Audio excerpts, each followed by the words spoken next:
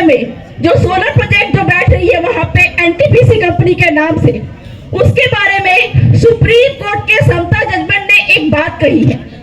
क्या बात कही है कि आदिवासी क्षेत्र में केंद्र सरकार और राज्य सरकार की एक जमीन भी नहीं है और कोई कंपनी यहाँ पे बैठती है, वो कंपनी भी अगर आदिवासी की होगी तो उसको यहाँ पे बैठने का अधिकार होगा।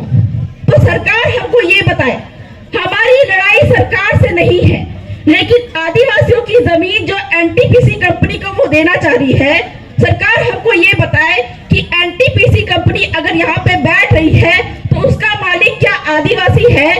अगर वो आदिवासी नहीं है तो उस कंपनी को यहाँ पे बैठने का अधिकार नहीं है।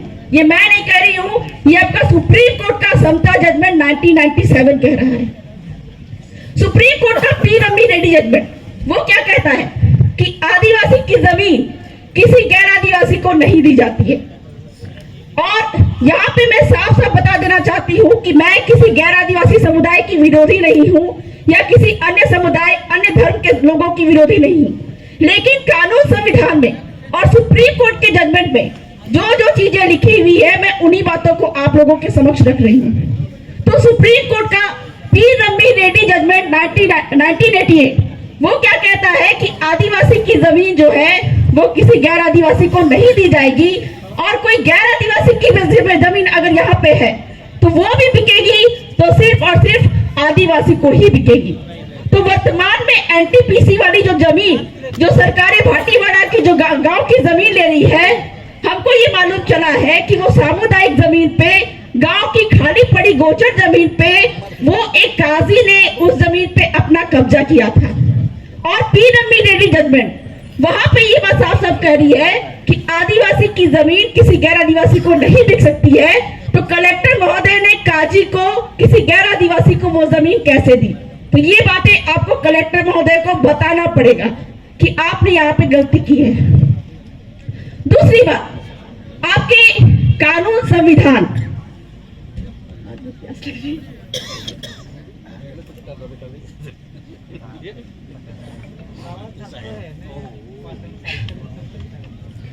गुजरात लैंड रेवेन्यू कोड, उस पे एक धारा है 73AA जिसको बोलते हैं, ठीक है। उस धारा के अनुसार ये बात साफ साफ लिखी हुई है कि आदिवासी गुजरात के आदिवासियों की जमीन बिना कलेक्टर महोदय की पूर्व मंजूरी के किसी को नहीं दी जाएगी।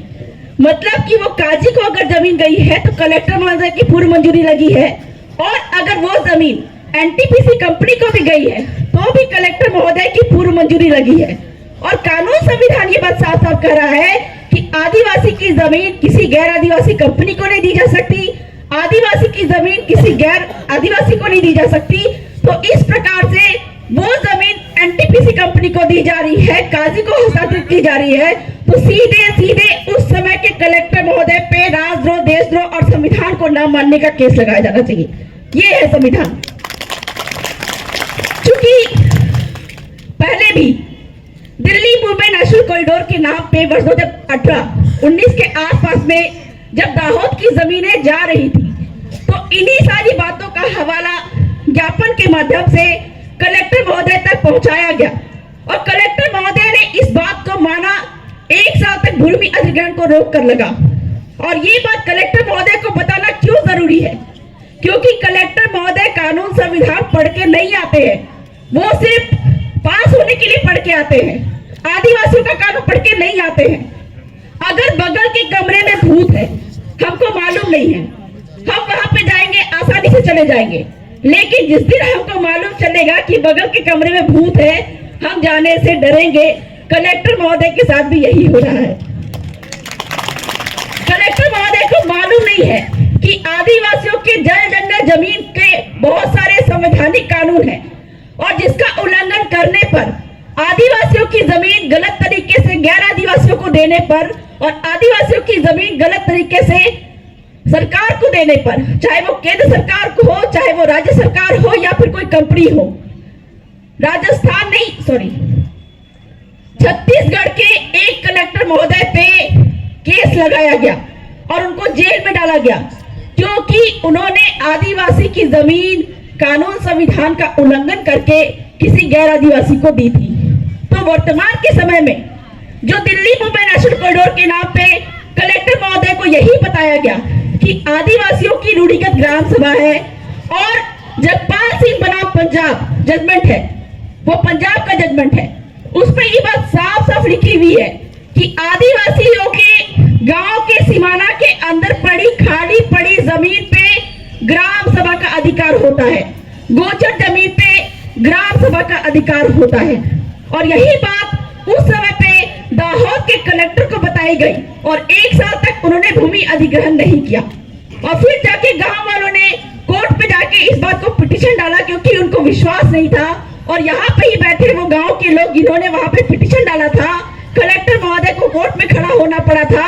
और फिर वहां पे कलेक्टर महोदय ने बहाना क्या लगाया कि 1 साल तक हक चुकी जमीन नहीं ले पाए तो ये अधिसूचना अपने आप रद्द हो गई और यहाँ के आदिवासी जो है वो केस जीत गए।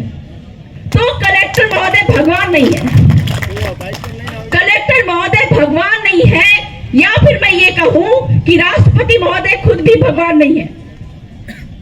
कोई भी व्यक्ति है जो इस भारत देश के सीमाना पे निवास करता है। अभी आपने सुना बबीता बेलशा कश्यप दीदी को, जिन्हें संवैधानिक अधिकार के बारे में बताया कि अपनी ज़मीन को कैसे गैर आदिवासी समाज को नहीं बेच सकते हैं, सिर्फ आदिवासी की ज़मीन आदिवासी ही खरीद सकता है। इसके बारे में बहुत अच्छी तरह से समझाया। तो इस वीडियो को आप ज़्यादा से ज़्यादा शेयर करें ताकि अपने आदिवासी भाई अपनी ज़मीन के बारे में अच्छी तरह से समझ सके। ऐसी ही अपडेट हमारे चैनल पर मिलती रहेगी, तो चैनल को सब्सक्राइब करके जाए। मिलते हैं हम नेक्स्ट ऐसा ही और वीडियो लेकर, तब तक के लिए नमस्कार, जय हिंद, जय भारत।